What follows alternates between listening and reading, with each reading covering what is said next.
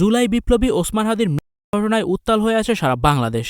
মানুষের তীব্র আস্থা পড়ছে ভারতের দিকে, কারণ ওসমান হাদির হত্যাকারী ফয়সাল করিম মাসুদ এখন ভারতে পালিয়ে আছে। সর্বশেষ খবর অনুযায়ী ভারতের মহারাষ্ট্রে অবস্থান করছে এই শুটার।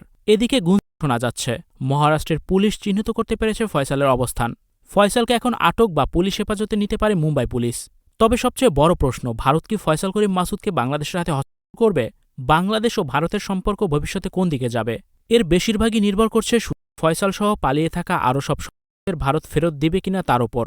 এদিকে শরীফ ওসমান হাদিকে হত্যার পথে এক সুপরিকল্পিত মিশনের তথ্য উঠে এসেছে গোয়েন্দা তদন্তে। বিদেশ থেকে দেশে ফিরে পরিকল্পিতভাবে গড়ে তোলা হয় একটি টিম। টার্গেট বাস্তবায়নে আগে তৈরি করা হয় হাদির সাথে সখ্যতা। এরপর মাত্র 7 দিনের মধ্যেই চালানো হয় প্রাণঘাতী হামলা। 12 ঘণ্টার মধ্যেই দেশ ছাড়ে মূল অভিযুক্ত ফয়সাল।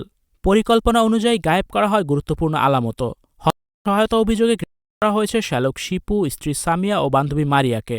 কামরাঙ্গীর চর থেকে বাবা মাকে গ্রেপ্তার পর তাদের তথ্যের ভিত্তিতে তারোবর বিল থেকে উদ্ধার হয় 2টি অস্ত্র। গ্রেপ্তার প্রাইভেট কার চালক নুরুজ্জামানও। পরে ফয়সালের বোনের বাসায় নিচ থেকে উদ্ধার করা হয় হাদিকে করা 7.65 ক্যালিবারের গুলি ও ম্যাগাজিন। উদ্ধার হয়েছে কয়েকশো কোটি টাকার চেক। তদন্তে এখন প্রশ্ন উঠেছে, এত বিপুল অর্থ কি হাদিকে হত্যার জন্য, নাকি ছিল আরও কিলিং মিশনের পরিকল্পনা?